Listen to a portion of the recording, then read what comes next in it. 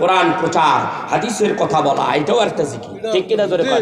নামাজ সালাত এটাও একটা জিকির, ইসলামের খেদমত ওয়াজ নসিহত করা এটাও জিকির। আর তুমি ঘরের মধ্যে যেটা বসে বসে করতেছো ওটা জিকির না, ওটা ফাইজলামি। তুমি একটু বাইরেও তো দেখি, বাইরে এসে জিকির করো দি, তোমার হ্যাডমে কর্তব্য হয়েছে।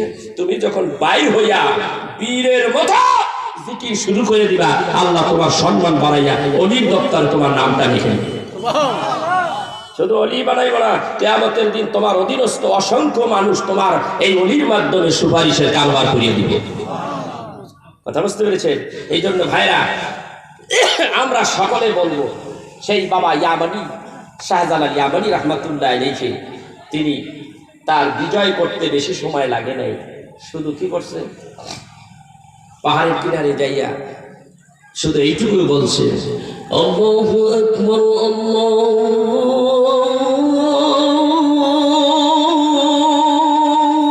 আকবার, আল্লাহু আকবার,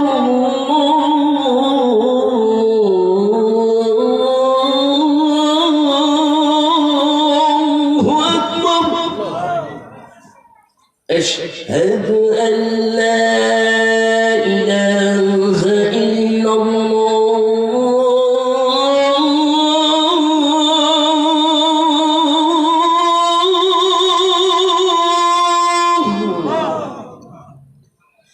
أشهد أن لا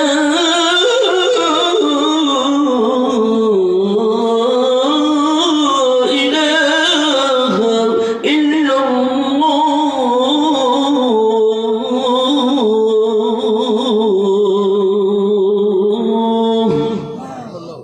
Allah ছাড়া there is no God except Allah. আল্লাহ ছাড়া কোনো মাহবুদ আছে? চিৎকার বাইরে বেড়াই কইছে ওইখানে আল্লাহ, আল্লাহ, আল্লাহর বান্দা, আল্লাহর বন্ধু কোথায় কোন কথা কইতে হবে এটা ভালো করে জানে। এখানে সব পূজা কোপ দিয়ে দিছে। কাফের গোষ্ঠী নাম কি গোরগোবিন্দ না, এই গোরগোবিন্দর সামনে এখন কি কইতে হবে এটা ভালো করে জানে, ঠিক কিনা জোরে বল। শুধু এইটাই না, সেইদিন আবু হুরায়রা রাদিয়াল্লাহু তাআলা আনহু আর হযরত আবু বকর রাদিয়াল্লাহু তাআলা আনহু দুইজন সাহাবীর বলে একটা ঘটনা ঘটে গেছে। আমি বলবো এই আযানের মধ্যে সেই ঘটনাটা আসছে কেমনে। ইয়ামন বিজয় করবে, ইসলাম বিজয় হয়ে যাচ্ছে, দাওয়াতের মাধ্যমে, পত্রিকার মাধ্যমে, পত্রের মাধ্যমে দাওয়াত দিচ্ছে, প্রচারের মাধ্যমে দাওয়াত দিচ্ছে, মানুষ পাঠিয়ে দিচ্ছে, সাহাবীদেরকে পাঠিয়ে দিচ্ছে, দাওয়াত হচ্ছে। আল্লাহ রাব্বুল আলামিনের হাবিব বলতেছে ইয়ামনে যাবে, একটা এলাকা আছে, ওই এলাকায় একজন বাদশা আছে, ওইখানে ৬০,০০০ কাফের আছে, সৈন্য আছে, ওই সৈন্য সামন্ত নিয়েছে, একটা দেশ পরিচালনা করতেছে। ওখানে ইসলামের ঝান্ডা উড়ানোর দরকার আসে না নাই? মুসলমানরা কয় এরকম আছে। তাইলে ওই জায়গা দখল করার জন্য, ওখানে ইসলামের ঝান্ডা উড়াবার জন্য কয়েকজন, আবু বকর তোমাকে বলতে চাচ্ছি, তুমি দিবে নেতৃত্ব, তুমি প্রধান সেনাপতি, তোমার সঙ্গে কতগুলি সোলজার, কতগুলি সৈন্য সামন্তর দরকার, তুমি নিয়ে যেতে পারো, কতগুলি দরকার বলো তো দেখি। রাসূল আরবি সাল্লাল্লাহু আলাইহি সাল্লাম আবু বকরকে বললেন যে কতগুলির দরকার। আবু বকর বলে ইয়া রাসূলুল্লাহ কোনো দরকার নাই, আমি আবু বকর একলাই যথেষ্ট। আল্লাহু আকবার বলে। মানুষ কাফেরের সংখ্যা কত? ৮০,০০০। কত? আর আবু বকর কয়জন? কি কয় আমি একাই যথেষ্ট। ইয়া রাসূলুল্লাহ একা একা যাবো, রাস্তা দিয়ে একা একা চাইতে দুইজন থাকা ভালো, তাই আবু হুরায়রা আমার লগে দিয়ে দেন, দুইজনে কথা কইতে কইতে যাবো গা। আল্লাহু আকবার বলেন না? বন্ধু একটু ভালো হয় না, সঙ্গী একটু ভালো হয় না? দুইজনে রওনা দিছে, যাইতে যাইতে যাইতে যাইতে একেবারে জায়গায় বিশাল রাজ্য, তার মেইন গেটের সামনে ডাক দিয়া বলতেছে এই কাফেরের গোষ্ঠী কলেমা পড়। বললো নি এরা আমি যদি ইন্ডিয়ার মধ্যে যাইয়া এই মোদির ওই সালতানাত বিশাল রাজ্যের সামনে যাই, মোদি রে তুই এখন কলেমা পড়, মোদি আমারে ধুইব, কথা কর না। আমি এই কথা বলার তো সাহস রাখি, কথা কর না কেন? হ্যাঁ, আমার ভিতরে যদি ওই সে একটা পাওয়ার থাকে, মোদি ঠদির টাইম নেই, ঠিক কিনা জোরে কর? কোনো কাফের বাচ্চার টাইম নেই। কিন্তু আবু বকর রাসূলুল্লাহ সাল্লাল্লাহু আলাইহি ওয়াসাল্লামের প্রথম শ্রেণীর সাহাবী, আবু বকরের ভয় আছে? ভয় তো নাই। তার সেই জ্ঞান, তার সেই বিবেক, এই পাওয়ার শক্তি তার আছে বলেই ইয়া রাসূলুল্লাহ আপনি দোয়া করেন, আমি একাই যথেষ্ট। আল্লাহু আকবার কাবীরা। সঙ্গে আবু বকরকে নিয়ে গেলেন। আবু বকর ডাক দেয়া কইতেছে এই কাফেরের গোষ্ঠী কলেমা পড়, লা ইলাহা ইল্লাল্লাহ মুহাম্মাদুর রাসূলুল্লাহ পড়। সবটাই খিলখিলে হাসতেছে, নাইলে কিন্তু তবে অবস্থা খারাপ। ওয়ার্নিং দিলেন 3 বার। কয়বার? 3 বার। এরা বলতেছে, ওই আবু বকর পাগল কোত্থেকে আইছে, এই যে 80,000 সোলজার আমরা, তোদের জন্য থুতু ফালাইলে তুই ডুবে যাবি, তুই তো একা একজন লগে একটা নিয়ে আইসোস, তুই এর নিয়ে আইসোস কলেমা পড়তে, তোর সাহস তো কম নাই। সাহসের দেখছোস কি? ওয়ার্নিং দিছি 3টা। এইবার জেহাদের পালা। এবার কিসের পালা? জেহাদ 2 রকমের, একটা হলো আত্মবল, একটা হলো জ্ঞান, বিবেক, বুদ্ধি, ইনসাফ, ভেতর থেকে যে একটা শক্তি, এই শক্তি আত্মবিশ্বাস, এই শক্তির সাথে কোনো শক্তি পারবে। আর যদি বেশি শক্তি দেওয়া যাও তাহলে আবু বকর একা পড়তুম বিসমিল্লাহ একটা মারবো শেষ। ঠিক কিনা তোরে কর? তোরা কি রেডি? সব ফিরে আসতেছে, তোমার কাছে আছে কি? আমরা রেডি, তুমি চালু চেষ্টা করো।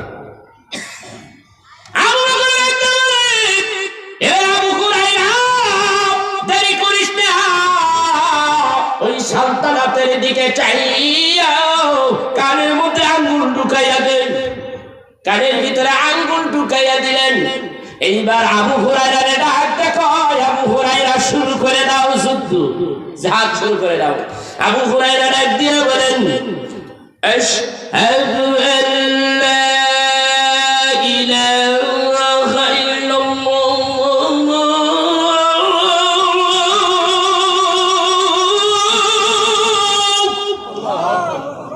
আল্লাহ ছাড়া কোনো মাবুদ নাই, সাক্ষ্য দিচ্ছি। এই কথা বলতে আছে, এই কথা বলতে দেরি আছে, ওদের যে ইটা দিয়ে যে বড় বড় ইমারত বানাইছে, প্রত্যেকটা ইটার কাপুনি শুরু হয়েছে।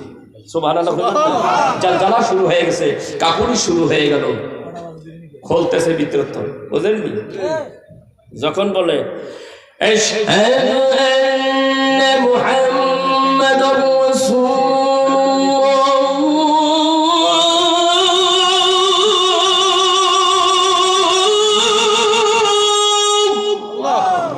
ইট তো কাঁপতেছে, ইট ভিতরের থেকে বাইর হচ্ছে, মশলার ভিতর থেকে ইটের কানেকশন ডিসকানেকশন হয়ে যাচ্ছে। সুবহানাল্লাহ, সুবহানাল্লাহ, এই হলো ইসলাম। যখন বলতেছে আইয়া আলাস সালাম,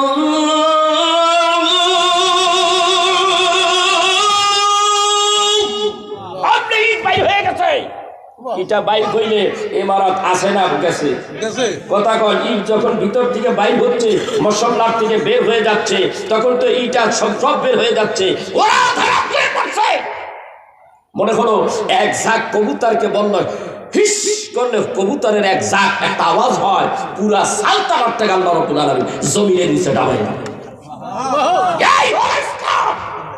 এই হলো আল্লাহর কোরআন, এই হলো আল্লাহর রাসূল, এই হলো মুসলমান। সেই মুসলমান কোথায়? কোথায় আমরা সেই মুসলমান? ইসলাম কোথায়? আমি মুসলমান কই। আশ্চর্য কথা নয়? ইসলাম হাসির পাত্র হয়ে গেছে, এমন কালচার আমাদের, ঠিক কিনা? আমাদের চরিত্র দেখা অন্য মানুষ, অন্য জাতির লোকেরা হাসে। যেমন আমার এলাকাটা পদ্মা ব্রিজের পশ্চিমে একটা থানা আছে, প্রথম থানা, সেটা শিবচর থানা, সবচেয়ে ধনী এলাকা আমাদের। ইটালি গ্রাস এমন কোনো ফ্যামিলি নাই 2-4টা ইটালি গ্রাস ব্রিজে নাই। কথা বুঝতে পেরেছে? অত্যন্ত ধনী এলাকা।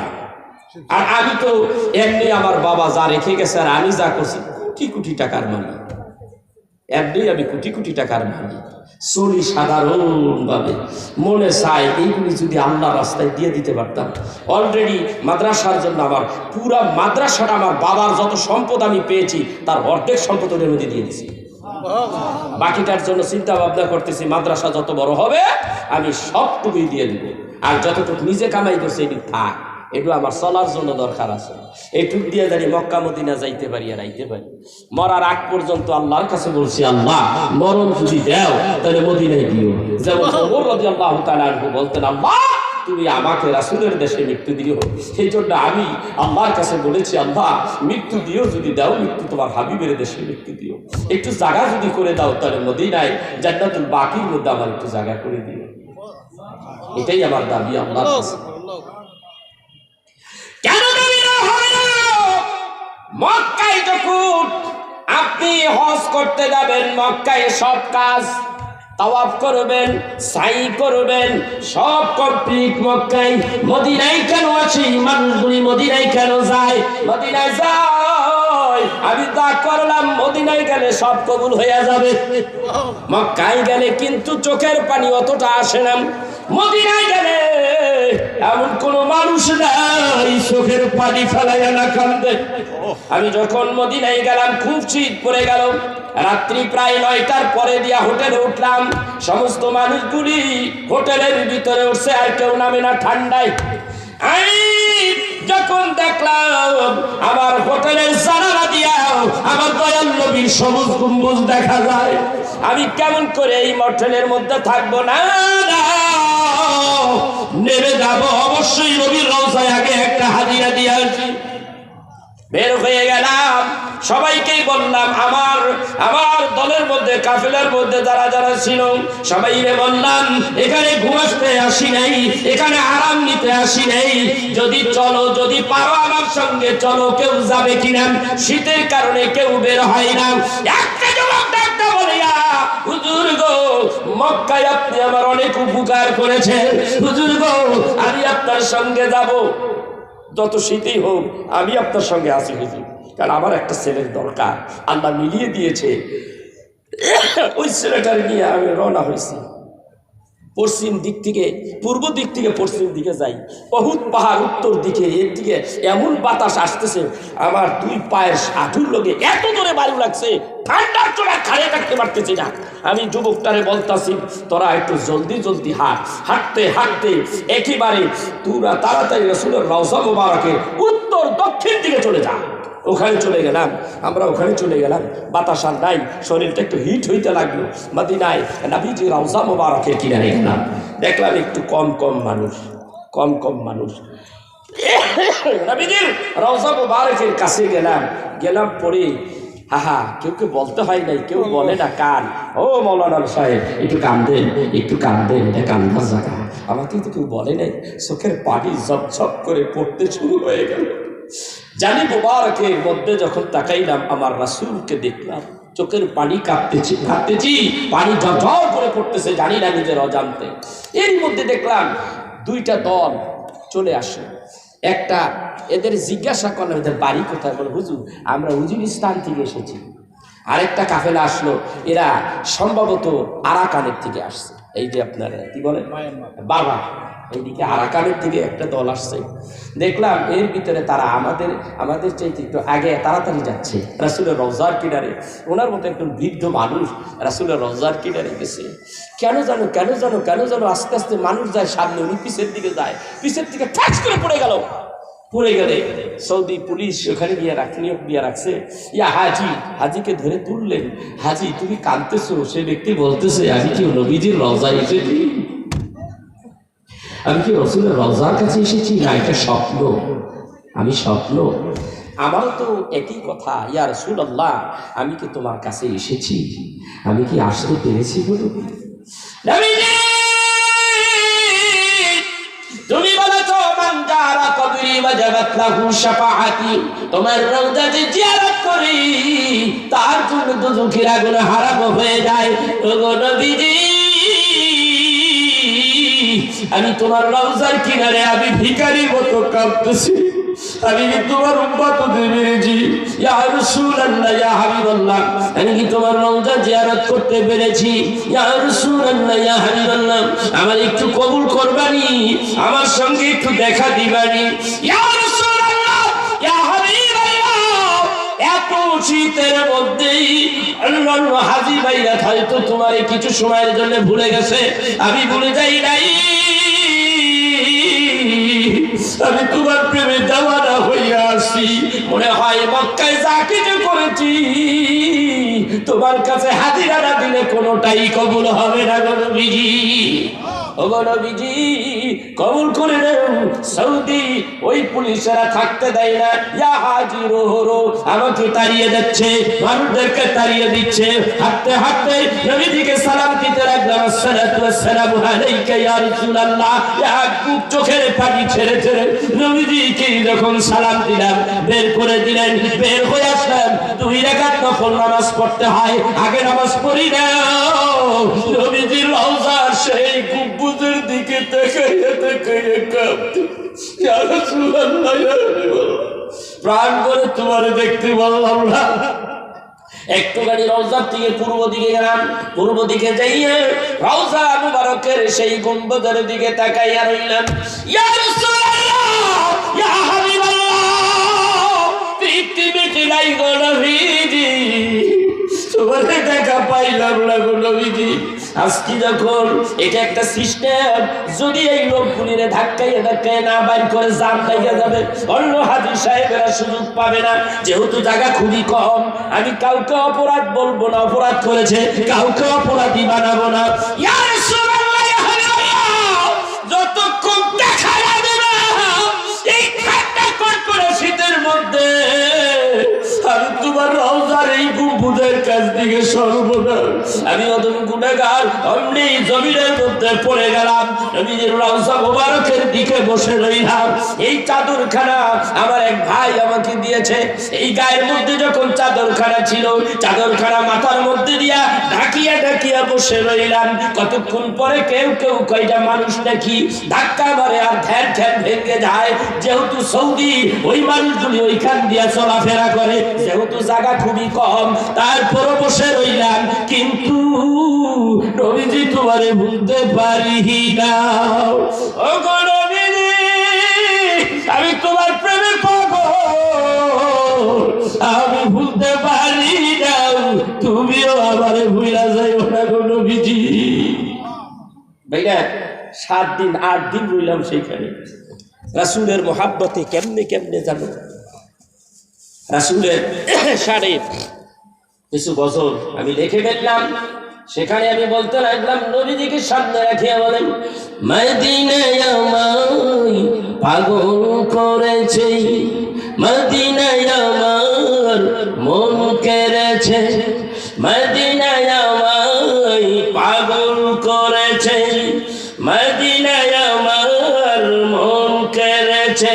ভাইজান মদিনার প্রেমে মন দিওয়ানা হয়েছে, মদিনায় আমায় পাগল করেছে, মদিনায় আমার মন কেড়েছে। যেথায় শুয়ে আছেন দয়াল নবীজি, যাহার প্রেমেতে পাগল সবই, যেথায় শুয়ে আছেন দয়াল নবীজি, যাহার প্রেমেতে পাগল সবই, যাহার প্রেমের রশিতে আমায় বেঁধেছে, মদিনায় আমায় পাগল করেছে, মদিনায় আমার মন কেড়েছে। আপনি জানেন না বাবা, এর একটা কথা আমার ভিতরে অন্তরের মধ্যে শেল বেঁধে তীরের মতো লাগে। এই কথাগুলি আমার কত কষ্টের কথা, বুঝাইতে পারবো না। ওই নবীকে ভালোবাসেন, ওই নবীকে আত্মার থেকে বেশি ভালোবাসেন, জানের চাইতে বেশি ভালোবাসেন। বুখারী মুসলিম শরীফের সহিহ হাদিস, নবী আমার বলেন, ওয়ান আনাস ইবনে মালিক রাদিয়াল্লাহু তাআলা আনহু قال قال رسول الله صلى الله عليه وسلم لا يؤمن احدكم حتى اكون احب اليه من والده وولده والناس اجمعين رواه متفق عليه। বুখারী মুসলিম শরীফের হাদিস বাবা। এই হাদিসের মধ্যে আছে রাসূল আমার ডাকটা বলে, ওই পর্যন্ত ইমানদার হইতে পারবা না যতক্ষণ পর্যন্ত তোমার সন্তান সন্ততি পিতা মাতা, যেই পিতা তোমারে মাথার গাম পায়ে ফেলাইয়া এত কষ্ট করিয়া কামাই করিয়া খাওয়াইছে, যেই মা তোমারে 10 মাস 10 দিন পেটে ধারণ করেছে, সেই মা তোমার জন্য না খাইয়া কষ্ট করেছে, এই দুনিয়ায় জাগতিক ভাবে মা বাবার চাইতে বড় বান্ধব আর নাই। ঠিক কিনা জোরে কর। আল্লাহর নবী ডাকটা কই, ওই মা বাবার চাইতে আমাকে ভালোবাসতে হবে বেশি, নিজের জীবনের চাইতে আমাকে বেশি ভালোবাসতে হবে। যদি তাই হয় ইয়া রাসূলুল্লাহ ইয়া হাবিবাল্লাহ, আমি তোমার দুয়ারে আসছি, কাঙ্গাল দুয়ারে আসছি, ফিরাইয়া দিও না। আহারে চোখের পানি ধরে রাখতে পারি না ভাইরা। আরো তো কয়বার গেলাম, চোখের পানি তো সবসময় একরকম না, হালাত একরকম থাকে না, মন মেজাজ একরকম থাকে না, আছে না? এইবারে এই ডিস্টার্ব করবি না, তা মন মেজাজ কিন্তু ভালো না, সবসময় মন মেজাজ ভালো থাকে না, কথা কর না কেন? আছে না এরকম? মন মেজাজ সবসময় একরকম থাকে না, সব দাঁড়িয়ে ফেঁকে গেছে গা, আর কত, সব তো পেকে, আর কত, যেতে তো হবে একদিন, ঠিক কিনা জোরে কর? থাকা যাবেই দেশে, থাকার জায়গা কেউ থাকতে পেরেছে? 1000 বছর হায়াত পেয়েও কি থাকতে পারছে? কেউ থাকতে পারে নাই, কেউ থাকতে পারবে না। সেই জন্য সবাইকে বলবো, পাগলামি করেন না, পাগলামি করেন না, যাইতে হবে। যেখানে যাবেন ওইখানেও আপনার নবী, আমার নবী আছে না নাই? বুখারী হাদিস, মিশকাতের হাদিস, সেখানে হবে মান হাম কি মাহাজার রাজুল, ব্যক্তিটারে ছিল যদি রাশিকে নবী হও, চোখের পানি ফেলে মদিনা ওয়াদা কামলি ওয়াদা নবীর সাথে যদি কানেক্টটা ঠিক থাকে, চোখের মধ্যে মনির মধ্যে যদি রসুলের সেই ছবি নুরানি ইমানি ছবিটা যদি চোখের মধ্যে ধরে রাখতে পারো, তোমার জবান থেকে তুমি হুজুর আরবি ভাষা, কবরে কি ভাষা হবে? বলে আরবি ভাষা। আমি তো জানি না, আল্লাহ ইমানি নজরে ইমানি পাওয়ারে তোমার মুখ দিয়ে আরবি ভাষা বের করে দিবে। তুমি কোন খান দিয়ে বলবা যে হাজা মুহাম্মদ রাসূলুল্লাহ সাল্লাল্লাহু আলাইহি ওয়াসাল্লাম, এই তো প্রেমের নবী, যার প্রেমে কেঁদেছি, যার প্রেমে, যার আদর্শ, যার আদর্শে আদর্শিত হইয়া আমার সারা জীবনটা কাটাইছি, ওই ব্যক্তি কতই ভাগ্যবান যে ব্যক্তি রাসূলের আদর্শ ধরতে পেরেছে, যে ব্যক্তি রাসূলের আদর্শে চলেছে, তরিকা মতে চলেছে। আমি যে কত বড় হতভাগা যে আমার রাসূলের আদর্শ ছেড়ে দিয়া খ্রিস্টানের কালচার আমি আমার দেহে বরণ করেছি। মাথার চুল, মাথা নষ্ট, কোন যুগে আইলাম, কোথায় আসলাম? মাথার চুল কাটতে গেল সুন্নতি একটা সিস্টেম থাকে, তাকে কি থাকে না? জামাটা একটা সুন্নতি লেবাস দরকার, সুন্নতি সিস্টেমে টুপিটাও একটা সুন্নতি সিস্টেম থাকতে হবে। তোমার পায়ের তালু থেকে মাথার তালু পর্যন্ত গোটাটাই তুমি রাসূলের সুন্নত দিয়ে আদর্শ দিয়ে ঢেকে দাও, তাহলেই তুমি প্রকৃত সত্যিকারের মানুষ। তোমার চুল এই দিক দিয়া নাই, সব কাইটা সাপ, মাঝখানে দিছো মনে হয় কাউয়ায় ফেলে ডিম পারবে। এইগুলি সব ইহুদি খ্রিস্টানরা এইগুলি করে। এই ইহুদি খ্রিস্টানের কালচার তোমার দেহের মধ্যে বরণ করেছো, মাথায় তো বরণ করেছো। তুমি জানো না তরিকতের ভাষায় কলব রুহু সের খফি আকফা, এই আকফার রং কি? আকফার রং সবুজ। এই সবুজ এখানে রহমাতের নবীর দৃষ্টি আছে। তোমার ব্যালেন্স ঠিক রাখার জন্য রহমাতের নবী এখানে বসে আছে। কথা বুঝতে পেরেছি? আমরা অ্যানালাইসিস করেছি, আমরা গবেষণা করেছি, রিসার্চ করেছি। রহমতের নবী এখানে থাকতে পারতো, এখানে থাকতে পারতো। আত্মার নবী, জানের নবী, জানের কাছে থাকতে পারতো। এখানে আসলো কেন? তুমি জানি পথ ভ্রষ্ট না হয়, সেই জন্য রহমতের নবী এখানে আছে, তোমাকে ব্যালেন্স ঠিক রাখার জন্য। আর তুমি কি করতেছো? সারা রাত মোবাইল টিপতেছো, তুমি মদ খানায় আসো, তুমি মদ খাইতেছো, তাস খেলতেছো, তুমি 2 নম্বরে কাজ করতেছো, মসজিদে আজান দিচ্ছে, তুমি মসজিদে যাচ্ছ না, নাপাক ছেলেদের সাথে চলতেছো, চোরটা জেরিয়ে আছে, এই জন্য তুমি চলাফেরা চলতো। তুমি একজন আল্লাহ বলার সঙ্গে চলো, আল্লাহ বলা তোমাকে আল্লাহ বলা বানিয়ে দিবে। কথা বলেন ঠিক কি না ভাইয়া? সেই জন্যে সেই রসুলের প্রেমে পাগল হও। এই জন্য দুনিয়ার সব মানুষ পাগল, এমন কোনো হাজি নাই যে মদিনায় নাই চোখের পানি না পায়। কথা কন না কেন? এই জন্যে আমি সেখানে বসে বসে খালি গজল লিখতাম। আল্লাহ এমন দ্বার খুলে দিছে, 70টা গজল লিখছে। বুঝছেন? আমার হৃদয়ে মদিনা, আমার অন্তরে মদিনা, তোমায় ভুলতে পারি না। আমার হৃদয়ে মদিনা, আমার অন্তরে মদিনা, তোমায় ভুলতে পারি না, তোমায় ভুলতে পারি না। আসলে তো ভোলা যায় না, সব ভুলে যাবো। মদিনাওয়ালা তোমাকে ভুলতে পারি না। একটু দুরূদ শরীফ পড়ি, আল্লাহুম্মা সাল্লি আলা। কিছু বলবেন না? কন্টিনিউ করার জন্য বলছি, আলোচনা করবো। জি জি জি জি, ভালো লাগতেছে। ওই আওয়াজ দিয়ে বলেন, ওয়া আলা আলিহি সাইয়্যিদিনা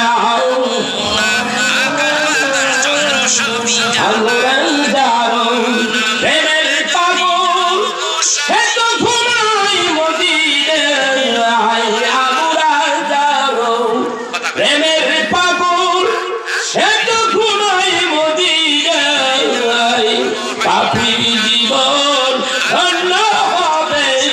দিলে একবার মদিনায় আল্লাহুম্মা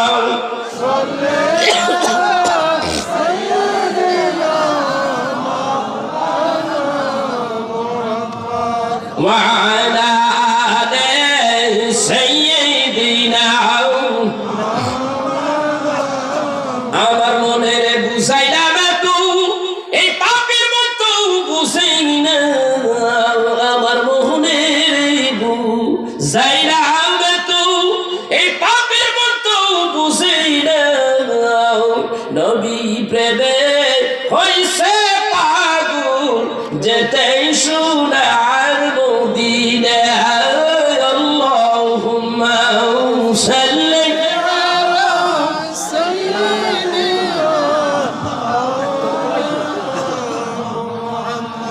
وعلى آل سيدنا আমার ভাইরা আমার বন্ধুরা ওই নবীজিকে ভোলা যাবে কি জোরে বলেন ভোলা যাবে কি আল্লাহ চিনাইলো কে নবীজি কে চিনাইছে নবীজি নবীজি যদি বলতো আল্লাহ নাই আমরাও কইতাম নাই ঠিক কি না নবীজি বলেছে আল্লাহ আছে আমরাও বলি আল্লাহ আছে নবী বলেছে হজ করতে হবে ধনী ব্যক্তি হজ শুরু হয়ে গেল ঠিক না ঠিক সাহাবীরা জিজ্ঞাসা করে ইয়া রাসূলুল্লাহ ইয়া নবী বললাম আপনি বলুন গো নবীজি আপনি বলেছেন হজ ফরজ হয়ে গেল আপনি বলুন কয়বার হজ করা ফরজ নবীজি ডাকতে কয় আমি যদি দুইবার বলতাম দুইবারই ফরজ হয়ে যাইত নবীজি বলেন আমি যদি তিনবার বলতাম তাইলেই তিনবারই ফরজ হয়ে যাইত আমি নবী বলেছি একবার এইটাই আইন হয়ে গেল একবার ধনী ব্যক্তির জন্য হজ করা ফরজ আর বাকিগুলি সব নফল ঠিক কি না আল্লাহ তাআলা ডাকতে কয় হাবিব গো তুমি আমার জানো শোনো হাবিব নই এ হাবিব তুমি যা বলবা এইটা আইন আমি যা বলবো এইটাও আইন তুমি যা বলবা সেইটাও আইন মদিনায় যখন গেলাম হাজী সাহেবেরা মদিনায় যাইবেন যাইয়া দেখবেন একটা জায়গা আছে কিবলাতাইন আছে না নাই মসজিদে কিবলাতাইন এই ইতিহাস কি জানেননি বুখারী সহিহ বুখারীর হাদিসে আসছে ও বাবাজিরা আমার এই বুখারী শরীফ আজকের থেকে 18-19 বছর আগে পড়লাম পড়িয়া দেখেছি সেই কথাই এখনো মনে আছে বাবা এই বুখারী শরীফের মধ্যে আসছে রাসূল আমার যখন মক্কা থেকে মদিনায় হিজরত করলেন 16 থেকে 17 মাস পরে আল্লাহ রাব্বুল আলামিনের নবী যখন মদিনায় আসলেন মদিনায় আইসা 4 রাকাত আসরের নামাজের জন্য এই জায়গাটায় এই স্পটে দাঁড়াইয়া গেলেন এইখানে যখন দাঁড়াইয়া গেলেন হাবিবুল্লাহ নবী 4 রাকাতের 2 রাকাত শেষ আর 2 রাকাত পড়ার জন্য যখন দাঁড়াইলেন ঠিক আল্লাহর হাবিব আকাশের দিকে চাই আকাশের দিকে বারবার চাই আল্লাহ তাআলা ডাকতে কয় হাবিব গো আমি বুঝতে পেরেছি আপনি কেন বারবার আকাশের দিকে চান হাবিব আমি বুঝতে পেরেছি আপনি কি জন্য বারবার আকাশের দিকে চান আমি বুঝতে পেরেছি আপনি নামাজ পড়েন মসজিদে আকসার দিকে চাইয়া আপনার অন্তর রয়ে গেছে মক্কা নগরে মসজিদে হারামে আপনার অন্তর রয়ে গেছে মসজিদ আপনার মক্কা নগরের কাবা ঘরের দিকে ইয়া রাসূলুল্লাহ ইয়া হাবিবাল্লাহ আমি বুঝতে পেরেছি গো নবীজি 2 রাকাত নামাজ পড়েছেন এই মুহূর্তে বাকি 2 রাকাত পড়েন কোথায় ফাওয়াল্লি ওয়াজহিকা শাতরাল মাসজিদিল হারাম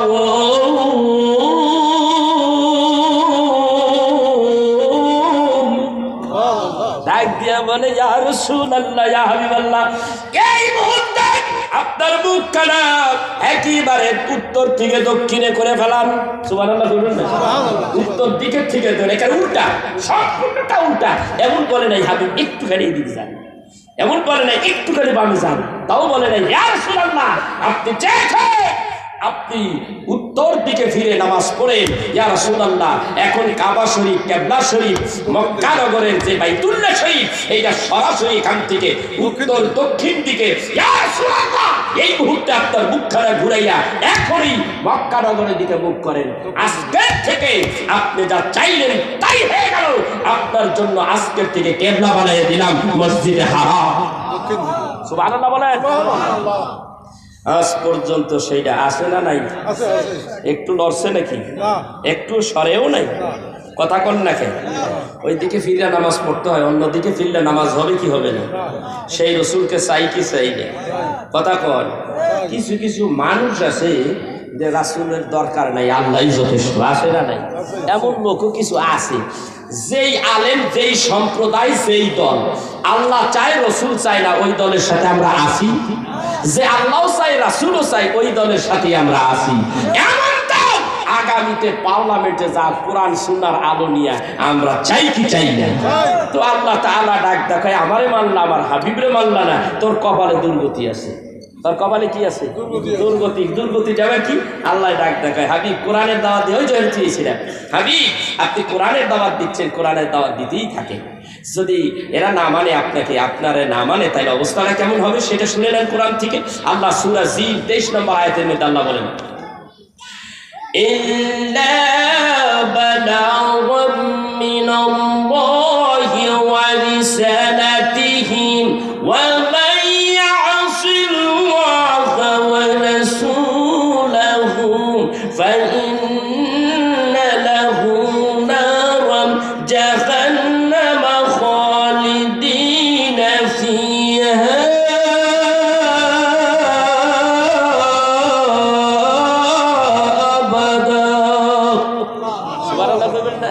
হাবিব শব্দ, হাবিব সাহেব সূরা জিনের মধ্যে 23 নম্বর আয়াত আছে না? ঠিক। আল্লাহ তাআলা ডাক দিয়ে কই, ইয়া রাসূলুল্লাহ, ইয়া হাবিবাল্লাহ, আপনার কাজ হলো বাণী প্রচার করা, কোরআনের প্রচার করা। আপনার দায়িত্ব হলো প্রচার করা। ইয়া রাসূলুল্লাহ, ইয়া হাবিবাল্লাহ, আপনি প্রচার করে দেন কোন নবীজি। প্রচার করাটাই আপনার কাজ। আল্লাহ ও তার রাসূলকে যেই ব্যক্তি অমান্য করে, আল্লাহরে স্বীকার করো, রাসূলকে স্বীকার করবা না, তুমি মুসলমান নও। তুমি যদি আল্লাহকে স্বীকার করো, পাশাপাশি তুমি আমার রাসূলকে স্বীকার করে নাও, না হয় তোমার কিন্তু দুর্গতি আছে। কে কয়? আল্লাহ কয়, যে ব্যক্তি রাসূলকে অমান্য করে তাদের জন্য রয়েছে জাহান্নামের আগুন আর আগুন। যে রাসূলকে অস্বীকার করলো তার জন্য জাহান্নামের আগুন রয়েছে, সেখানে সে বা তারা স্থায়ী বসবাস করবে। তাইলে রাসূল দরকার আছে না নেই? এখানে পাইলাম রাসূলের দরকার আছে, আর আরেকটা পাইলাম, ইয়া রাসূলুল্লাহ, যা তেলাওয়াত করতেছেন এটা প্রচার করতে থাকেন। এই তেলাওয়াতের কথা মানুষের কাছে আপনি বলতে থাকেন। ওগো নবীজি, থামবেন না, আমি আপনার সাথেই আছি। সুবহানাল্লাহ কইবেন না? থামবেন না, আমি আপনার সাথেই আছি। আর আমরা মৌলবীর গোষ্ঠী, আমরা থামবো টাকা না দেব। বিকাশ আগে টাকা দে, না রে থাইবা যাবে। আল্লাহ কয় রাখ, ব্যবস্থা করতে আছে। এই আমার ভাইরা, বুখারী শরীফের মধ্যে আছে, ইসলাম কবুল করেছে একটা যুবক, বয়স হলো 14 থেকে 15 বছর। নাম তার হলো আব্দুল উজ্জা। কি নাম? আব্দুল উজ্জা। এই আব্দুল উজ্জা নবীরে দেখে নাই কোনোদিন, কথা শুনেছে, আয়াত শুনেছে, তেলাওয়াত শুনেছে, পাগল হয়ে গেছে। সহিহ বুখারীর মধ্যে আসছে, এই লোকটার নাম আব্দুল উজ্জা। চাচার কাছে লালিত পালিত, ছোটবেলায় বাপ মারা যায়, মায়ের কাছ থেকে নিয়ে আসে। ছোট মানুষ, মাই তো খাওয়াইতে পারে না, চাচায় ধন সম্পদের অভাব নেই, চাচাই নিয়ে আসছে ছেলেটাকে নিজের অধীনস্থ রেখে তাকে লালন পালন করেছে। জায়গা জমিন লিখে দিছে শহরের সেই লাকসামের একেবারে প্রপারে শহরের মধ্যে জায়গা লিখে দিছে। 2টা বাড়ি আছে তাও লিখে দিছে। ভালো ভালো ওই সময় যত উট যা ছিল, ভেড়া যা ছিল, দুম্বা যা ছিল, বড় বড় পাহাড়গুলি তার নামে লিখে দিছে। আদরের সন্তান, আমারও সন্তান হয় নাই, এইটারে পালতে আনছি, এইটারই তো দিব, সব দিয়ে দিছে। আজকে এই লোক হাদিস শরীফের মধ্যে আসছে, এই লোক কাবা শরীফের কিনারে রাসূলরে এক নজর দেখছে। অন্য বর্ণনা আসছে, সে রাসূলরে দেখছে পূর্ণিমার রাতে, দেখে সে পাগল হয়ে গেছে, পাগল হয়ে গেছে। আর সেটা কি? আব্দুল উজ্জা ডাক দিয়ে কয়, এ বাবা, এই কোরআন কেমন? ইসলাম কেমন? তুমি ঘরের দিকে বের হও না, ঘরের দিকে বসতে পারো না, একটু মাহফিলের মধ্যে আইসা দেখো এই ইসলামকে, ইসলামের জন্য এই যুবক কি করে। চাচারে ডাক দিয়া কয়, চাচা তুমি আমারে ভালোবাসোনি? বলে হ্যাঁ। কেমন ভালোবাসো? বলে আত্মার চাইতে বেশি ভালোবাসি। ও চাচা গো, ছোটবেলা আমার বাবা মারা গেছে, আমিও তদ্রুপ তোমারে ভালো